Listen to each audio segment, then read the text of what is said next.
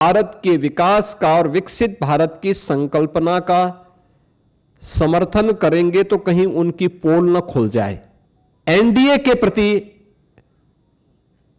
जिस इंडी गठबंधन को आभार व्यक्त करना चाहिए, आभार व्यक्त करने की बजाय वह भ्रष्टाचार को प्रोत्साहित करने के अपने पुराने कारनामों को ही खुल के समर्थन कर रहा है। विकसित भारत का लक्ष्य तभी साकार हो सकता है जब राज्य विकसित होंगे। मित्रों, मैं एनडीए की इस विशेष प्रेस वार्ता में मैं आप सबका स्वागत करता हूं। आज की हमारी जो प्रेस वार्ता है ये अभी हाल ही में संसद के शीतकालीन सत्र में आदरणीय प्रधानमंत्री जी ने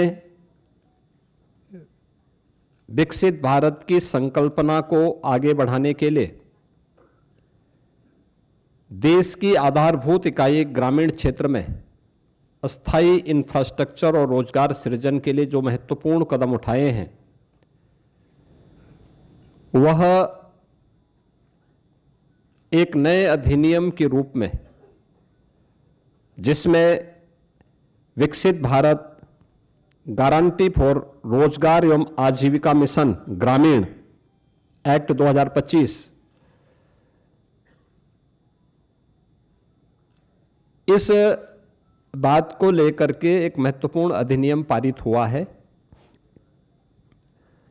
जो भारत के ग्रामीण विकास की दिशा से एक मील का पत्थर साबित होने जा रहा है।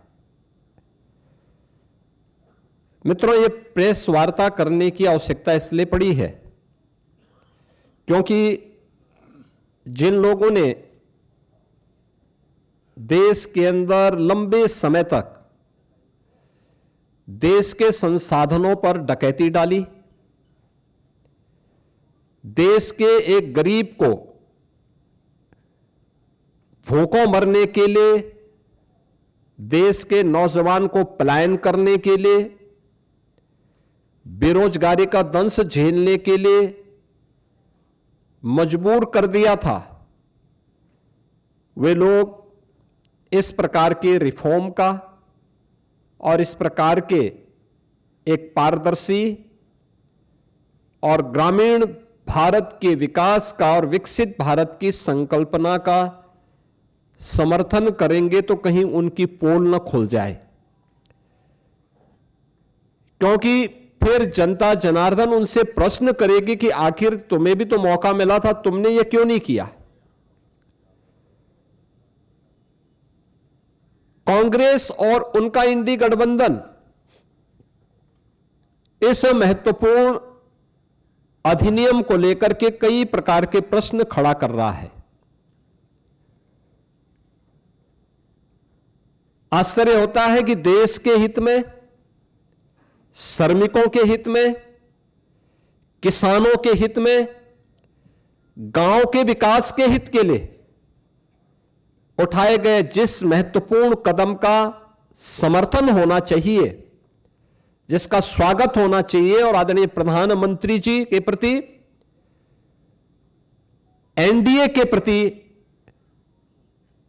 जिस इंडी गठबंधन को आभार व्यक्त करना चाहिए, आभार व्यक्त करने की बजाय वह भ्रष्टाचार को प्रोत्साहित करने के अपने पुराने कारनामों को ही खुल के समर्थन कर रहा है। बीपी जी रामजी एक्ट 2025, अगर हम इसकी उन विशेषताओं को देखेंगे, एक पारदर्शी प्रक्रिया,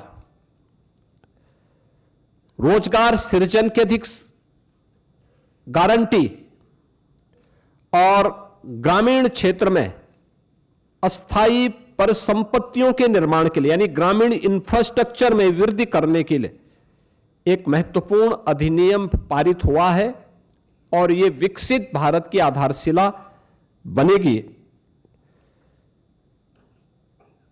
विकसित भारत का लक्ष्य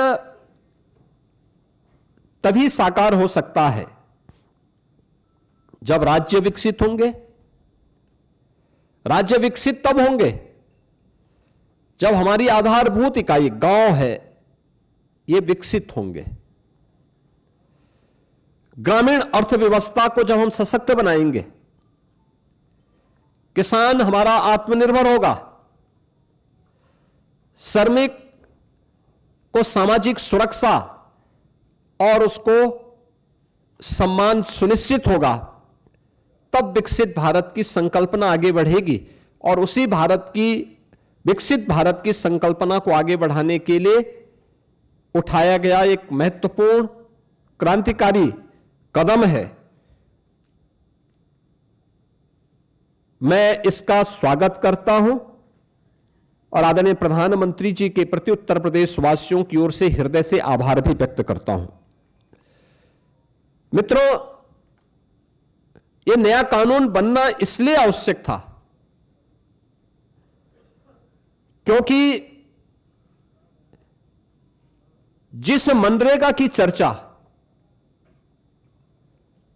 कांग्रेस और उसके सहयोगी दल आज ढोल पीट करके कर रहे हैं, हमें उनकी उन विफलताओं की भी चर्चा करनी चाहिए और उसके बारे में भी सोचना चाहिए।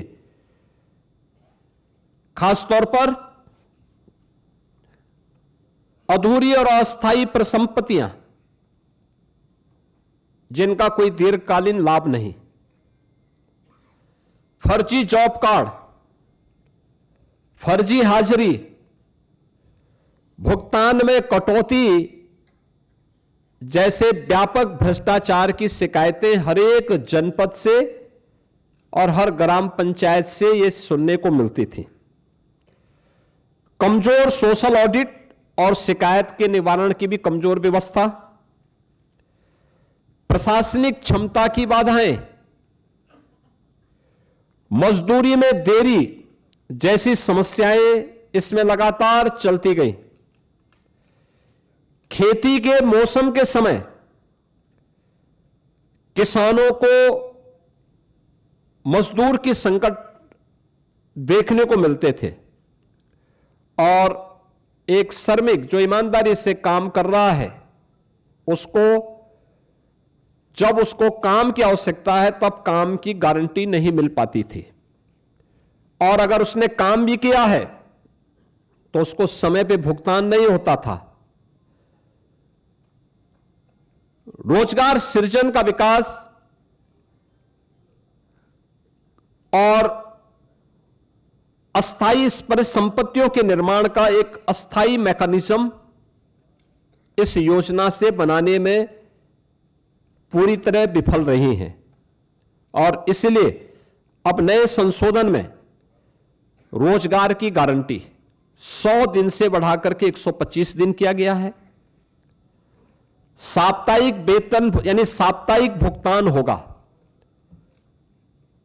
ऐसा नहीं कि महीनों और वर्षों लग रहे हैं, अब हर सप्ताह लेबर ने काम किया तो साप्ताहिक उसे भुगतान होगा, और देरी होगी तो इसका मुआवजा भी देना होगा, यानी उसके लिए अतिरिक्त उसको ब्याज देना होगा। समय पर काम नहीं मिलने पर बेरोजगारी भत्ता अब कानूनी अधिकार हो गया है। यानी अगर कोई व्यक्ति कहता साहब मुझे काम चाहिए और काम नहीं दे रही है ग्राम पंचायत, तो उसके बदले में उसको भत्ता की गारंटी होगी।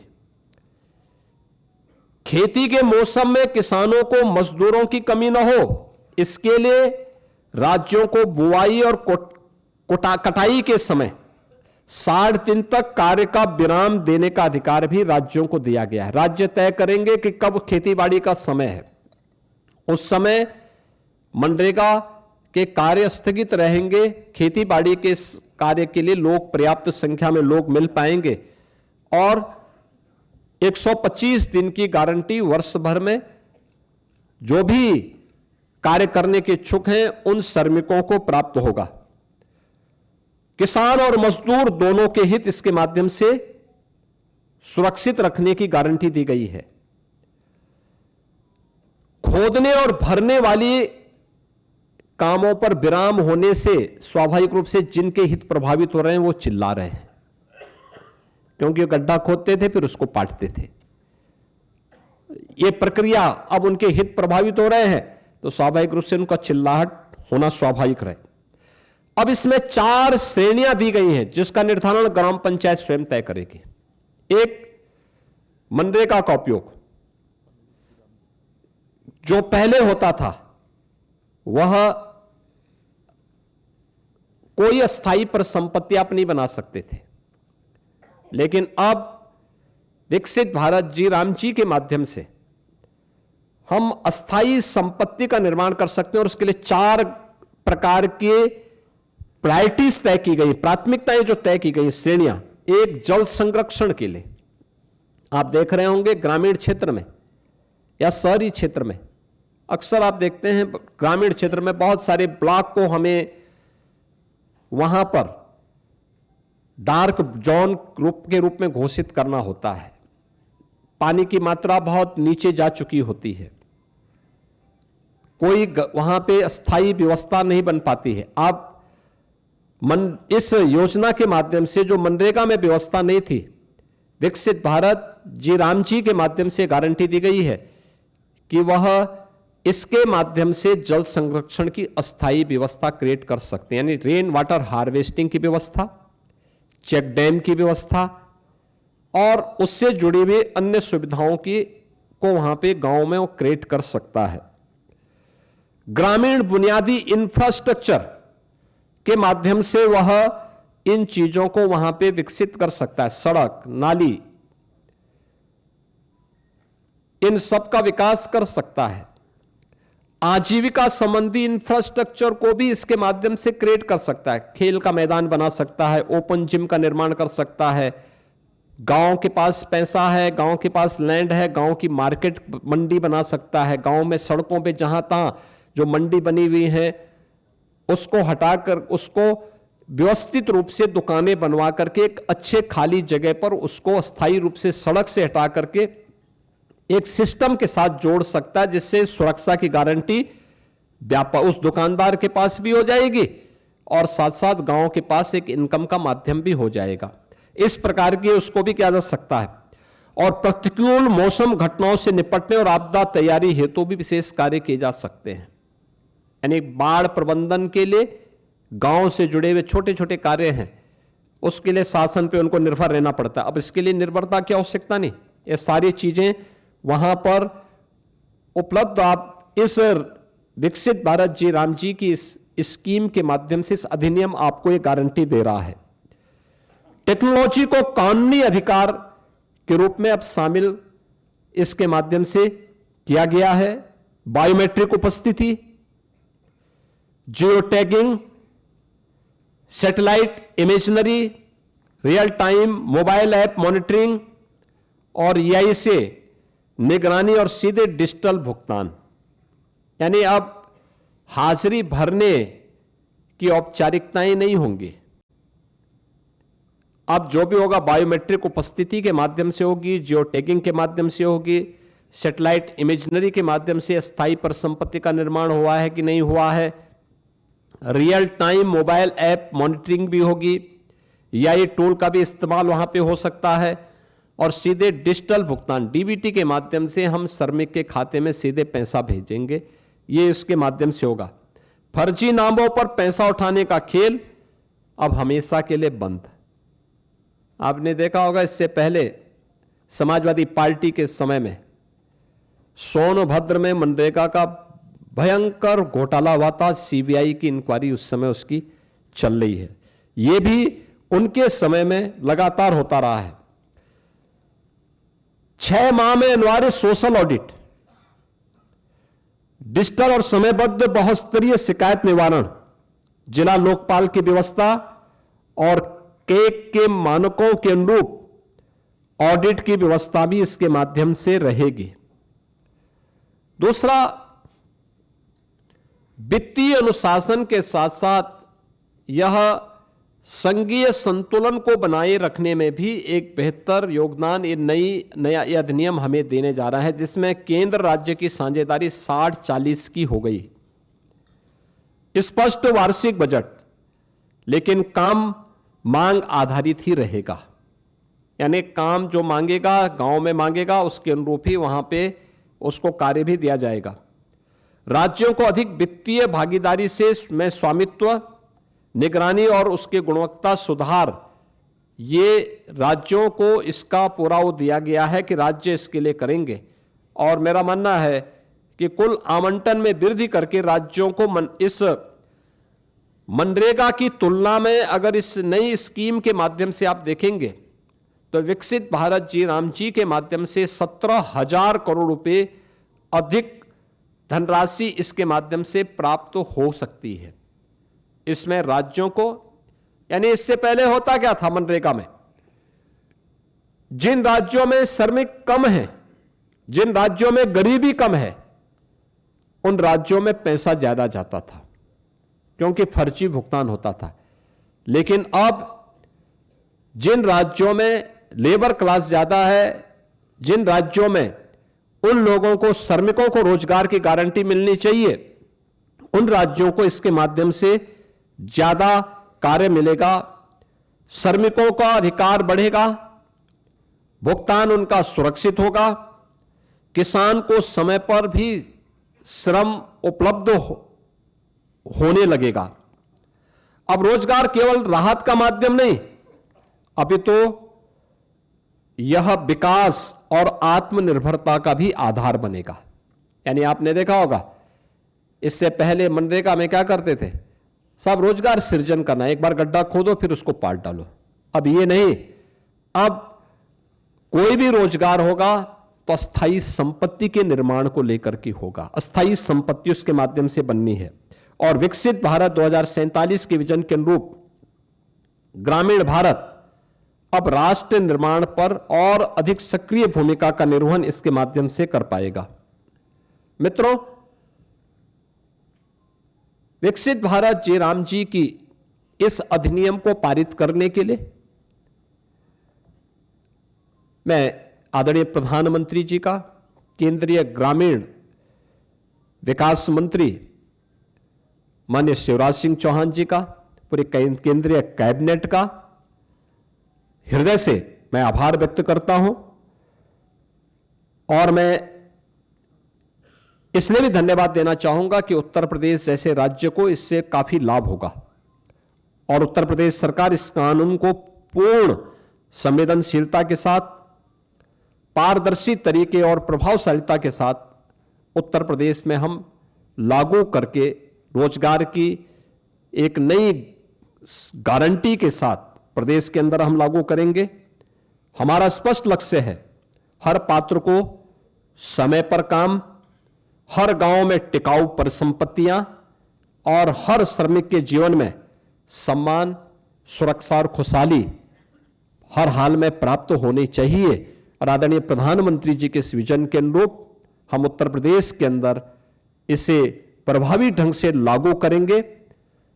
और मैं फिर इस बात को कह सकता हूं कि विकसित भारत जिनकी संकल्पना में नहीं है, श्रमिकों का हित और किसानों का हित जिनके एजेंडे में कभी नहीं रहा है,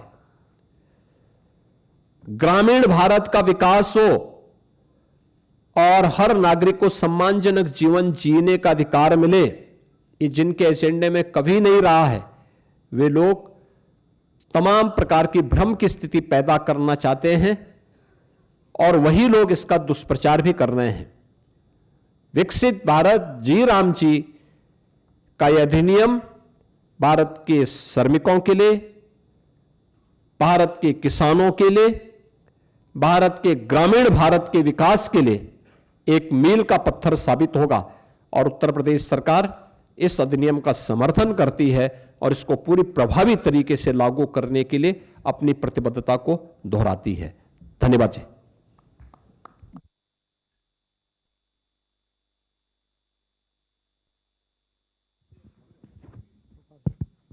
देखिए, उत्तर प्रदेश में 57,600 से अधिक हमारी ग्राम पंचायतें हैं और अगर रेवेन्यू विलेज की बात हम करें तो 1,05,000 से अधिक हमारे पास रेवेन्यू विलेजेज हैं। उत्तर प्रदेश के अंदर आज भी हमारी लगभग 67 से 70% आबादी ग्रामीण क्षेत्र में निवास करती है।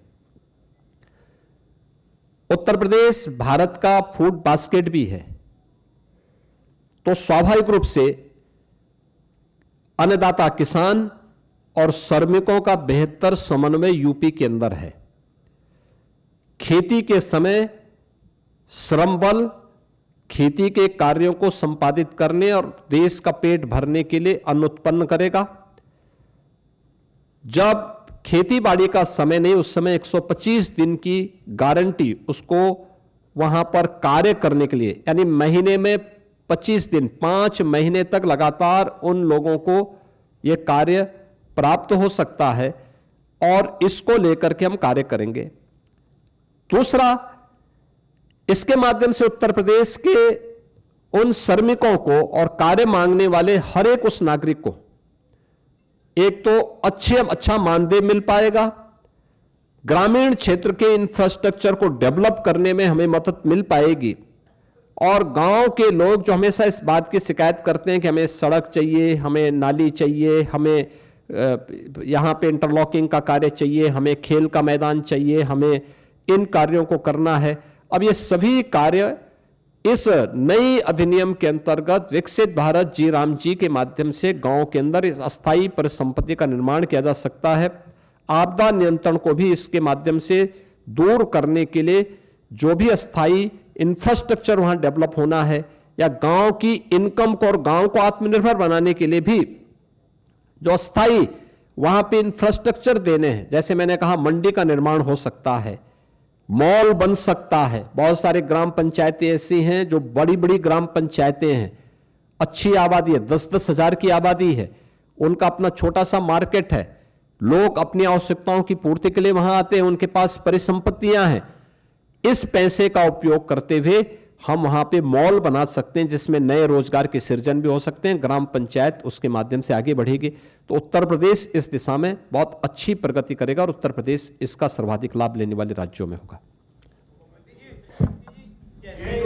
बहुत सारे बड़े प्रोजेक्ट्स हैं, उनको रूरल एरियाज में लाना हो तो क्या इनको मुख्यमंत्री जी, अगर बड़े प्रोजेक्ट्स हैं उनको रूरल एरियाज में एम्बिशियस ग्रोथ प्लान है उसमें लेके आना हो तो क्या ये इसको जी राम जी को आउटसोर्स करेंगे?